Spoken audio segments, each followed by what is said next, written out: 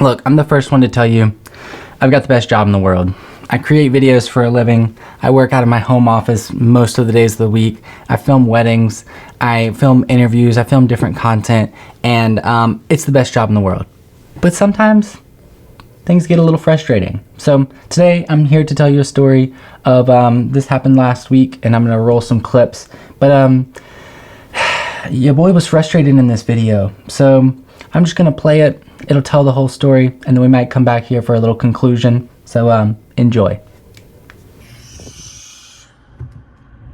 Oh, hey friends. I'm pretty annoyed right now because I am leaving an interview right now where we just got set up for the interview. Not really quite set up, but I want to talk today about the little pieces of video, the little pieces that you may or may not misplace, but they're really needed.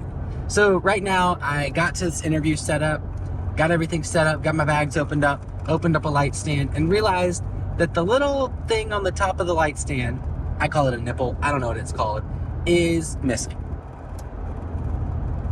Where is it? It's probably attached to the light that's back at my house in the studio still. So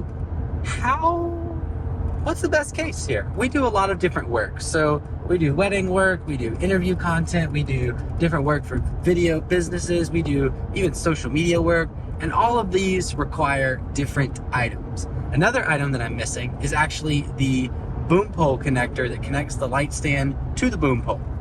Where is that, you might ask? Back at my home studio, attached to the light stand right off of my desk where I left it this morning. So the main thing I want to talk about, or the main thing I want to figure out, really just ask you is, how the heck do you stay organized? How do you get all of these little parts? Because it's one thing with cameras, SD cards, batteries, microphones, things like that. But there's just so many little parts of videography that you don't think about all the time. Like the little tiny top of the light stand, or the small little metal connector that connects the boom arm to the actual light stand. Anyways, I'm super annoyed because I'm headed back to the house. But the main question is, how do you better organize? Do you just check your gear twice? Do you just have a checklist? Do you, I don't know. Because let's rewind. Several years ago, I had a camera bag. And that camera bag had every single piece of camera gear that I owned in it. Just right there, no questions asked. Everything was in there. Well, then when you start to grow, you start to expand, you start to get a little bit better, you start to get bigger, you start to have multiple camera bags. So you'll have a camera bag for one thing and a camera bag for another thing. And then you just have multiple gear bags for multiple different things. Well, now when you're at the stage that I am, you just have an office. It's just crammed full of just gear everywhere. And some gear you need for this project, some gear you need for this project, some gear you need for this project. And that gear is just scattered all about. And then when you go to load up for a shoot, you go through that office and you grab everything that you possibly think you might need. Well, the problem with my current setup is that's exactly what I'm doing. I've got an office that's full of gear, and before a shoot, I go through and I grab every single thing I possibly might need.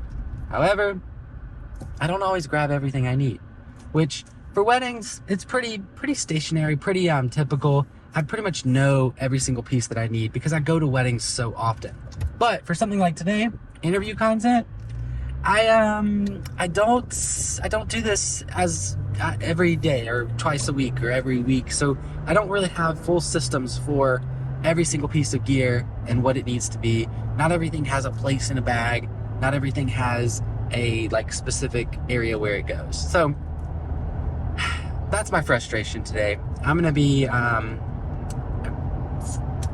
minutes early for this interview instead of 35 minutes early because I had to run back to the house to grab something that I was missing. All right, so I don't know if that video just irks your nerves the way it did mine, or if you're just like, man, Ross, you're pretty dumb. You need to just get better organized. Let me just talk about the key pieces that I'm most likely to leave behind and kind of how I stop that. So, for example, tripod plates.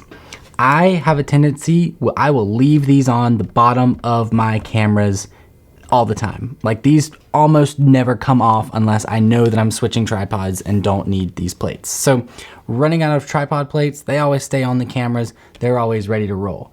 Then the little tiny pieces of the light stand. Typically, those stay on the light stand in the bag. However, had somebody else using the light stands this past weekend or the weekend prior to this shoot, and they left the little piece that attaches to the light stand on the light. And then when I left the light at the house, I was without a light stand. So you've got those little pieces, because if you take a camera and a tripod and you don't have a tripod plate, that setup, that whole tripod, useless. If you take a boom pole and a light stand and you don't have the piece that connects the boom pole to the light stand, that whole boom pole, pretty much useless unless you have somebody who's there to take it on. So the good news about this interview and the cool thing about this job is it was a local job. It was only 15 minutes from my house. So I showed up initially 30 minutes early to start setting up, realized I didn't have what I needed, hightailed it back to the house, hightailed it back to the interview, grabbed the pieces that I needed. I was only 5 minutes early for the interview. However, the talent who we were interviewing that day happened to go to the wrong location, and he was 30 minutes late. So I still had 35 minutes to set up, and everything worked out. The interview went well. The client didn't care. Everything was squared away. That's all I've got for you today, guys. My name is Ross. I'm a wedding and commercial videographer here in Southern Georgia, and putting all that I know and love on YouTube just to talk and chat and figure things out together. So if you liked this video, click that subscribe button. We're on a mission here to reach 10,000 subscribers by the end of the year, which is a crazy wild goal that I'm not really sure that we can meet, but might as well throw it out there and see if it sticks. So I'll catch you guys on the next video. See ya.